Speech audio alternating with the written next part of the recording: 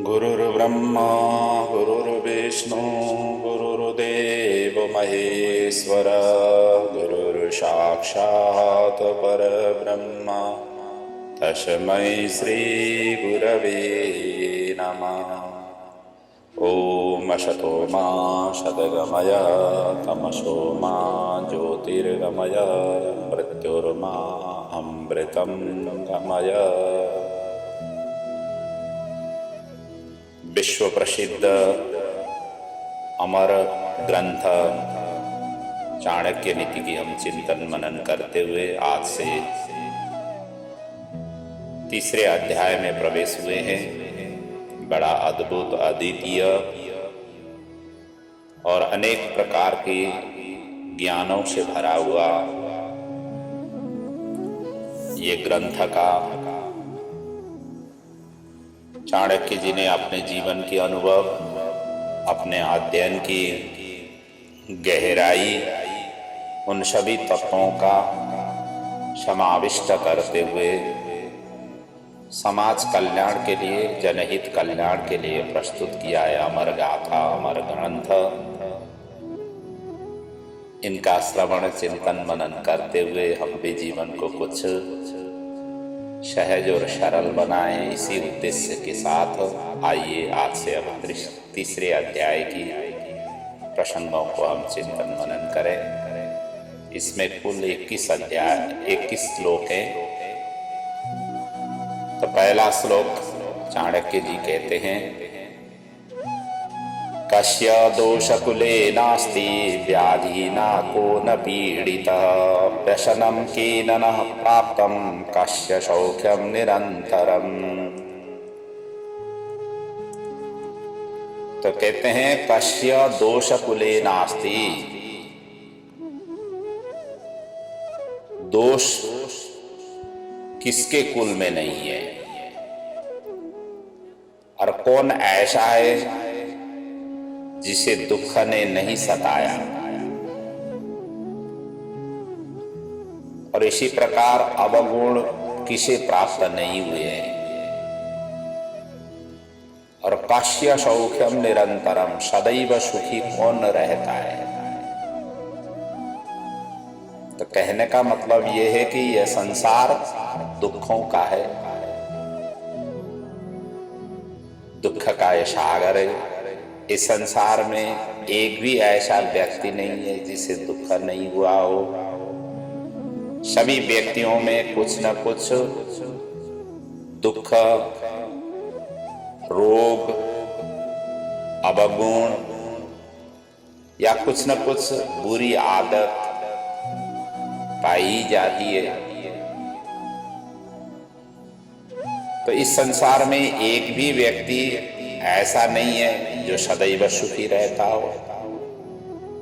उसे किसी न किसी तरह के संकटों का, दुखों का, रोगों का, बुरी आदतों का सामना करना ही नहीं पड़ता हो। तो दुख और सुख तो साथ साथ लगे रहते हैं। जैसे रात के बाद दिन, दिन के बाद रात, इस तरीके से आते जाते रहेंगे। इस तरीके की भाव इन्होंने पहले श्लोक में व्यक्त की। और दूसरे श्लोक में कहते हैं, आचार कुलमाख्याति देशमाख्याति भाषणम संभ्रमः स्नेहमाख्याति बपो आख्याति भोजनम। कहते हैं मनुष्य की आचार मतलब आचरण, व्यवहार आदि से उनकी कुल की परिचय प्राप्ति होती है, और उनकी बोली चाली से उनकी देश का परिचय प्राप्त होता है। और उनकी हाव भाव या आदर सत्कार, इनसे उसके प्रेम भाव की मतलब उसकी प्राप्ति होती है। और इसी प्रकार उनकी शरीर की आकृति देख करके भोजन के विषय में पता लग जाता है, पता चल जाता है। ये इस सूत्र में कह रहे हैं। कहते हैं मनुष्य की स्वभाव से ही, उसकी बातचीत से, उसके व्यवहार से और उसके शरीर से कितने ही बातों को अनायास ही सामने वाले को पता या परिचय प्राप्त हो जाती है। जो आदमी शांत और शील स्वभाव का होगा, निश्चय ही उसके आचरण व्यवहार आदि सुहृदय होगा। उसका कुल उच्च परिवार से संबंधित होगा। परंतु वहीं पर यदि कोई उसके आचार दुष्टता की ओर हो या दुष्टता से भरा हुआ हो, वह निश्चय ही नीचे खानदान के प्रतीति स्वतः हो जाती है। इसी प्रकार आदमी की बोलचाल से वो किस देश में रहने वाला है, किस क्षेत्र से संबंधित है, उनके कुछ न कुछ शब्द ऐसे निकलते हैं, वहाँ के टिपिकल शब्द उनके मुखारविंद से निकलती है बातों बातों में। इसलिए वो देश का पता इस हिसाब से चल जाता है, क्योंकि अपने अपने स्थानों की अलग अलग भाषा और वहाँ की जो बोली चाली की जो लवज है, वो लवज कुछ न कुछ भिन्नता होती ही है। और इसी प्रकार आदमी के आदर सत्कार और उसके प्रेम आदि से उनके स्वरूपों को जाना जा सकता है कि उसके ये व्यवहार सारा कुछ सच्ची है कि झूठी है, पता चल जाता है। इसी तरह आदमी के स्वस्थ और दुबले पतले शरीर को देख करके ही अंदाजा लगाया जा सकता है कि यह आदमी कितना भोजन ग्रहण कर सकता है, यह अनुमान लगाया जा सकता है। तो ये सूत्र की भाव तो ये है, लेकिन व्यवहार में ये सब चीज हूबहू तो नहीं होती है, क्योंकि कभी कभी ऐसा भी होता है कि अति मृदु जो व्यवहार करने वाले व्यक्ति भी अत्यंत दुष्ट और चालाक स्वरूप के निकलते हैं। और कई बार ऐसे भी होते हैं, देखने में दुबले पतले लगते हैं, भोजन वो भी अधिक कर लेते हैं। तो लेकिन सामान्यतः उनकी दृष्टि में, चाणक्य की दृष्टि में ये भाव है। अगले सूत्र में कहते हैं शुकुले योजयेत कन्याम पुत्रम विद्यासु योजयेत व्यसने योजयेत शत्रुम मित्रम धर्मे नियोजयेत। अब यहाँ कहते हैं अपनी कन्या को अच्छे कुल के साथ में संबंध जोड़नी चाहिए। शुकुले योजयेत कन्या, और अपने पुत्र को, संतान को विद्या के साथ सुशिक्षित करने के लिए अध्ययन अध्यापन के साथ में जोड़ना चाहिए, अर्थात उसमें लगाना चाहिए। और इसी प्रकार शत्रु को मुसीबत में, विपत्ति की ओर उनको धकेल देना चाहिए। शत्रुओं को, दुश्मन को विपत्ति की ओर डाल देनी चाहिए। और अपने जो मित्र हैं, वो मित्र को अच्छे कार्य, धार्मिक कार्य में, धर्मे नियोजयेत, धार्मिक कार्यों में उनको जोड़नी चाहिए, लगानी चाहिए।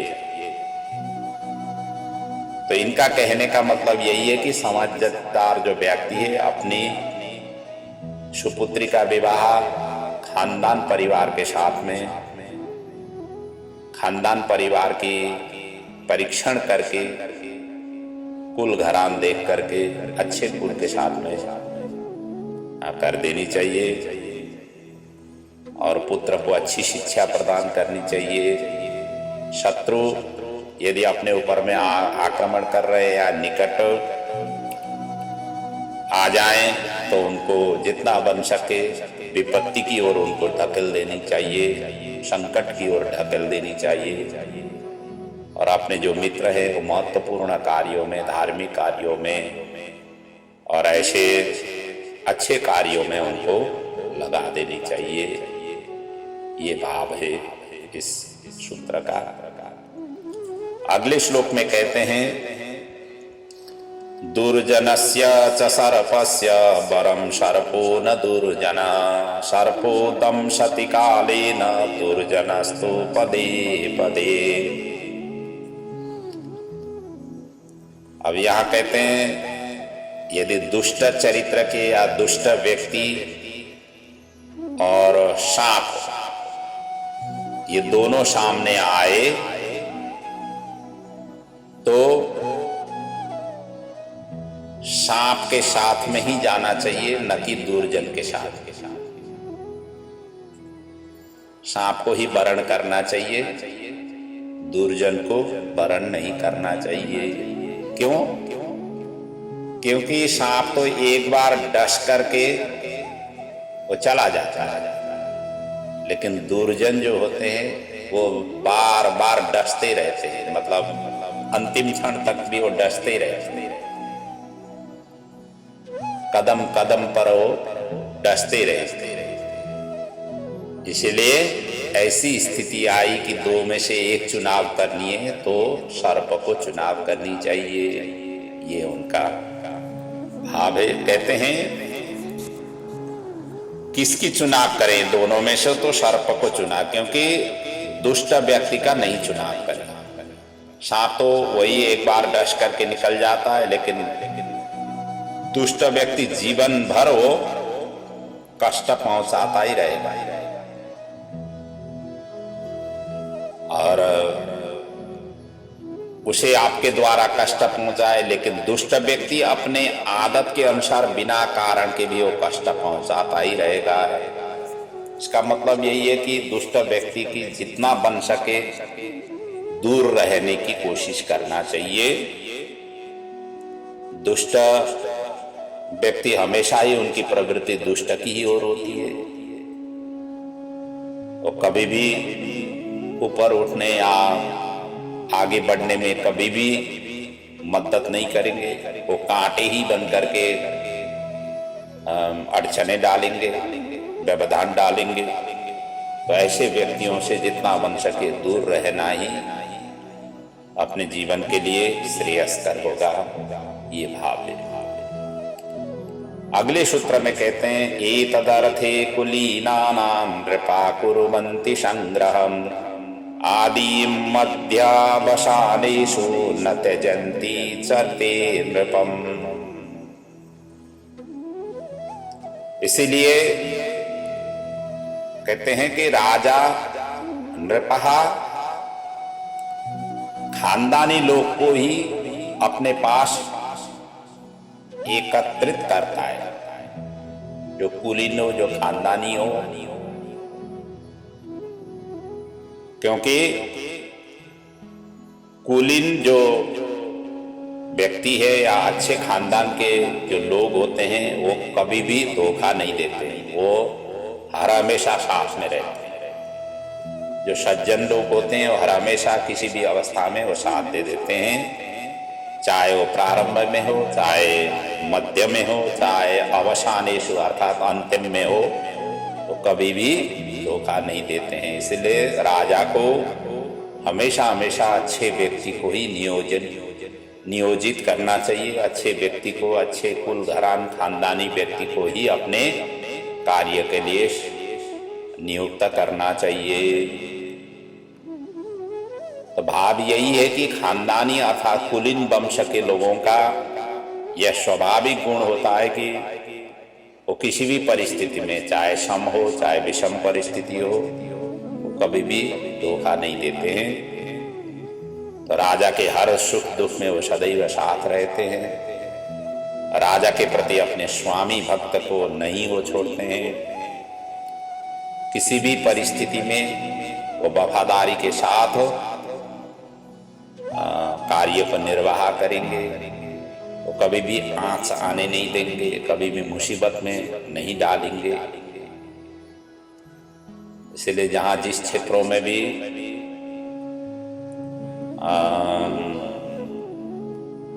जिस क्षेत्रों को भी आप संभाल रहे हो, आपके अंडर में जितना यदि लोग काम कर रहे हों तो आपको ऐसे ही व्यक्तियों को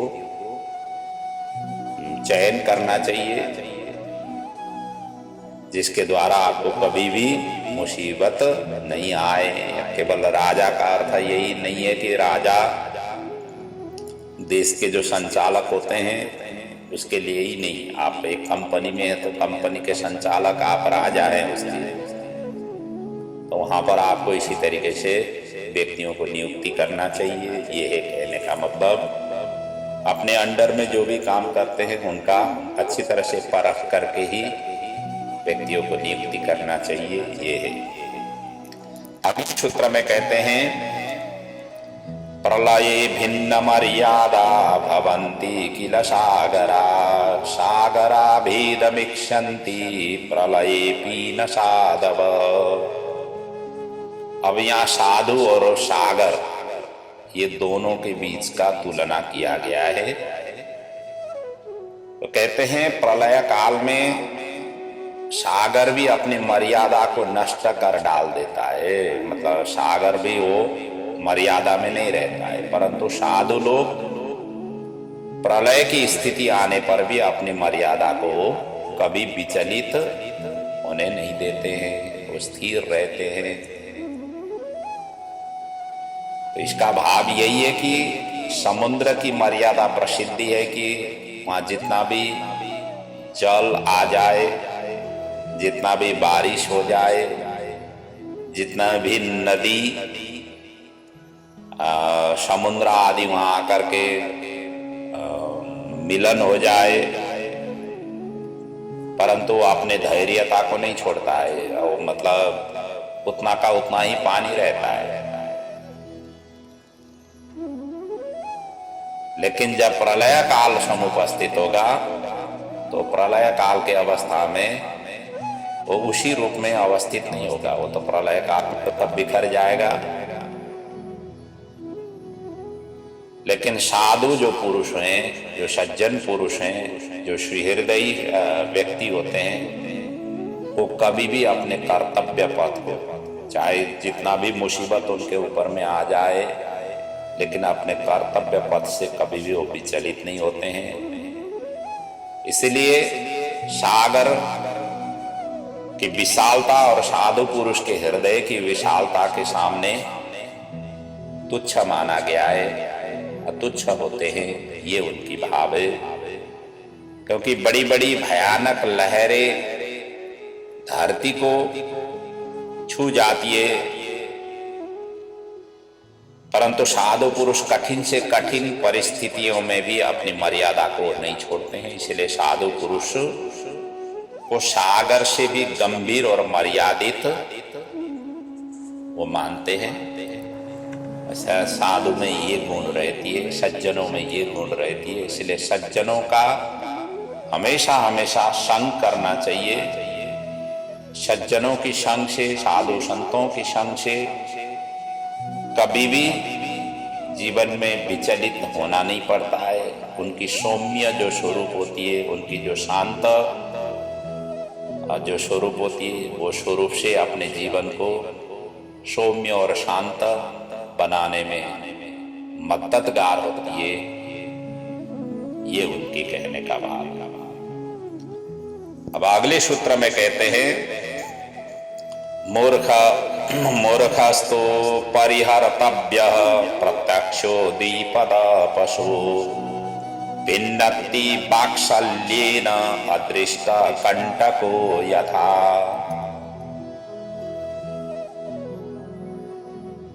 वो कहते हैं मूर्ख व्यक्ति से हमेशा हमेशा बचना चाहिए।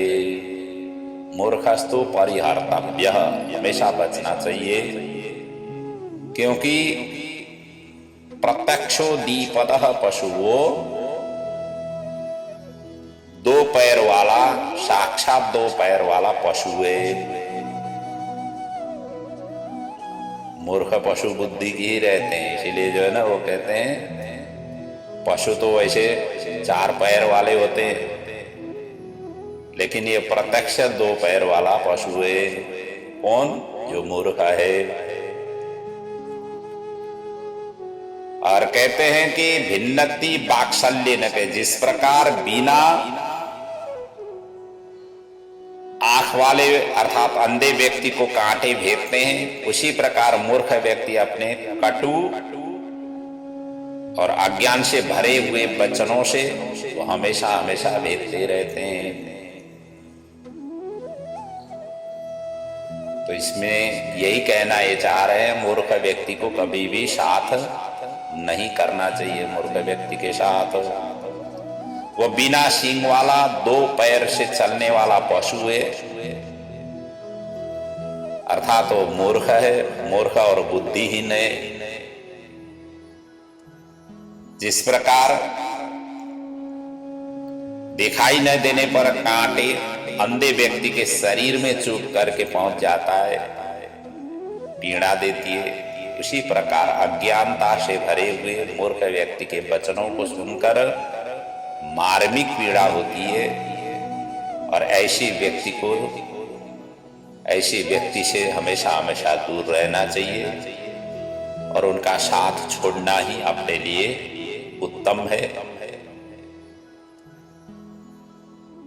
तो चाणक्य जो है ना, जैसे अभी तक के भावों में जिस तरीके से हमने चिंतन मनन किया, ये अध्ययन के लिए हर व्यक्ति को जोर दे रहे हैं। कोई भी व्यक्ति मूर्ख नहीं बने, इसीलिए वो अज्ञानता को दूर करने के लिए हर व्यक्ति को शिक्षित बनाना चाह रहे हैं। यदि व्यक्ति शिक्षित हो जाएगा तो मूर्ख होगा ही नहीं। जब उसमें मूर्खता नहीं होगी तो उसका व्यवहार भी सभी के सभी अच्छे होंगे। इसलिए अध्ययन अध्यापन के लिए बड़े जोर तोर के साथ से समाज को ये शिक्षा दे रहे हैं, ज्ञान दे रहे हैं। इसलिए अपने संतति को जितना बन सके पढ़ाई के लिए आगे बढ़ाना चाहिए, ये उनका जोर है। आगे के श्लोक में कहते हैं, रूप यौवन संपन्ना विशाल कुल संभवा विद्याहीना न शोभन्ते निर्गंधा इव किंशुका। यहाँ कहते हैं रूप और यौवन से संपन्न एवं उच्च कुल में जन्म लेने वाला व्यक्ति भी यदि विद्या से रहित है तो उनका स्वरूप कैसा होता है? जैसे फूल तो खिला हुआ है लेकिन सुगंध नहीं है। पौधे में जो फूल खिला हुआ है लेकिन उसमें सुगंध नहीं है, देखने में बड़ा सुंदर है लेकिन सुगंध नहीं है। उसी प्रकार का स्वरूप होती है। भाव यही है कि आदमी की शोभा उसके सुंदर रूप और यौवन या उच्च कुल जन्म लेने से नहीं होती है। उसकी शोभा तो उसके अंदर की ज्ञान से प्राप्ति होती है, विद्वता से होती है। यदि वो मूर्ख है, अज्ञानी है और किसी श्रेष्ठ कुल में उनका जन्म हुआ है तो भी उसकी कोई मान्यता समाज में नहीं होती है। तो चाणक्य जी यही कहना चाह रहे हैं कि आदमी के वंश की, उसकी रूप यौवन की, उसकी शक्ति संपदा की तभी शोभा होती है जब वो व्यक्ति विद्वान हो।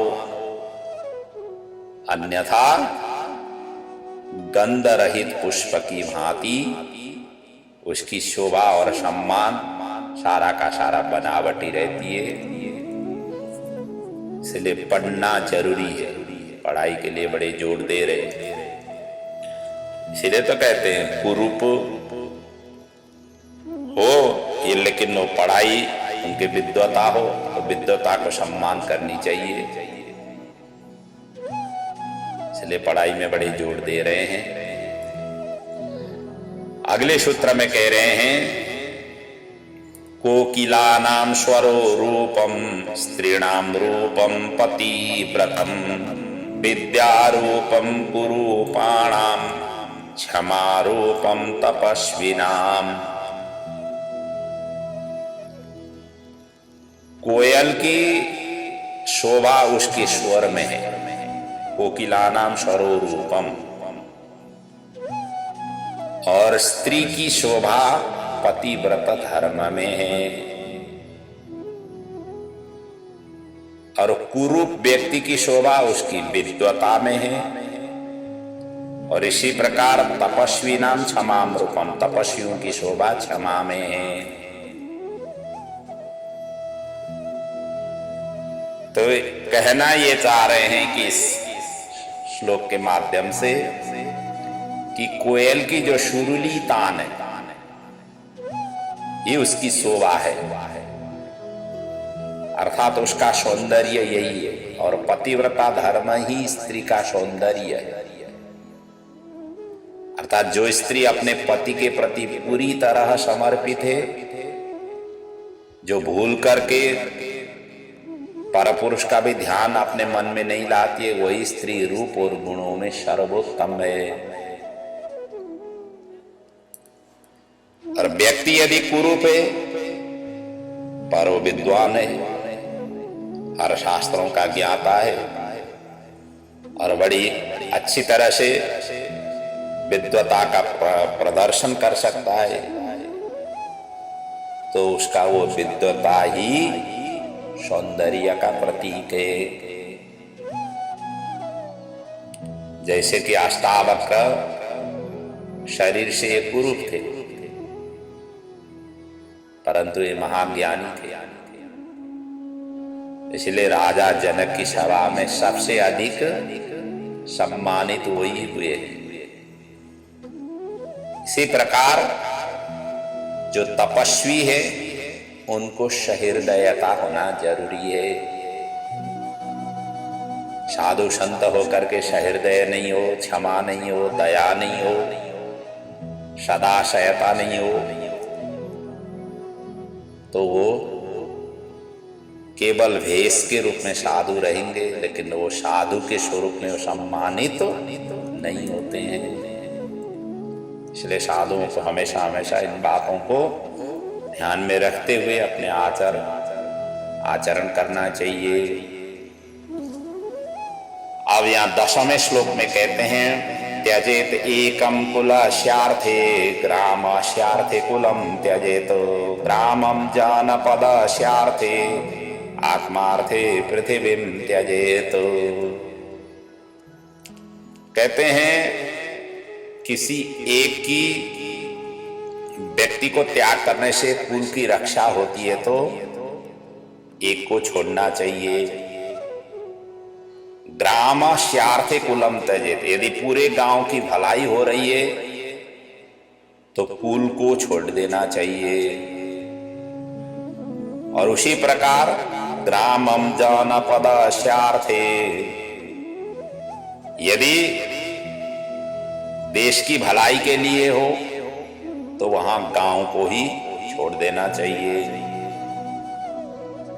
और अंतिम में कहते हैं आत्मार्थे पृथ्वीम त्यजेत, यदि आत्मा सम्मान की रक्षा के लिए सारा पृथ्वी को ही छोड़ देना चाहिए। तो ये इनका कहने का मतलब ये है कि एक के सामने अनेक को महत्व इन्होंने दिया हुआ है। यदि एक को खिसक जाने से सारा का सारा व्यवस्थित हो जाती है, तो वो एक को खिसकना ही लगाना चाहिए, या तो खिसक जाए उसी में ही भलाई है, ये वो कहते हैं। उनका कहना यही है कि एक व्यक्ति के बलिदान से कुल का सम्मान बचता हो तो उसे बलिदान होने से नहीं रोकना चाहिए। यदि ग्राम की अस्मिता को बचाने के लिए पूरे परिवार को त्याग करना पड़े तो उसे छोड़ देना चाहिए। और यदि देश के सम्मान की रक्षा के लिए ग्राम को त्यागना पड़े तो ग्राम का त्याग कर देना चाहिए। तो इसके अतिरिक्त कहते हैं आचार्य आत्मा सम्मान को सर्वोपरि माना गया है। यदि आत्मा सम्मान में कहीं आँच आ जाती है तो पृथ्वी को ही त्याग देना चाहिए। यहां तक वो कह रहे तो कहने का मतलब एक की बलिदान से अन्य की सुरक्षा होती हो, सैनिकों को यही तो सिखाया जाता है। सेना में जो भर्ती करते हैं, जो सुरक्षा बल में नियुक्त होते हैं, इनको यही तो शिक्षा दिया जाता है कि देश की रक्षा के लिए अपने प्राणों को उत्सर्ग करने के लिए हम हमेशा हमेशा तत्पर होते हैं। अपने जनता की रक्षा के लिए इस तरीके की शिक्षा दी जाती है। इसलिए तो युद्ध कौशल करते हुए या तो सामने वाले को परास्त करेंगे या खुद ही शहादत होकर के देश की रक्षा करते हैं, क्योंकि यह राजनीति के संबंध, ये नीति है। तो इसलिए उनको इस तरीके की शिक्षा दी जाती है। ये भाव इस श्लोक में है। और आज की प्रसंग को हम यहीं पर विराम ले रहे हैं। बाकी की चिंतन मनन फिर अगले पड़ाव में करेंगे। ओम पूर्णमदः पूर्णमिदं पूर्णात् पूर्णमुदच्यते पूर्णस्य पूर्णमादाय पूर्णमेवावशिष्यते। ओम शांति शांति शांति। ओम।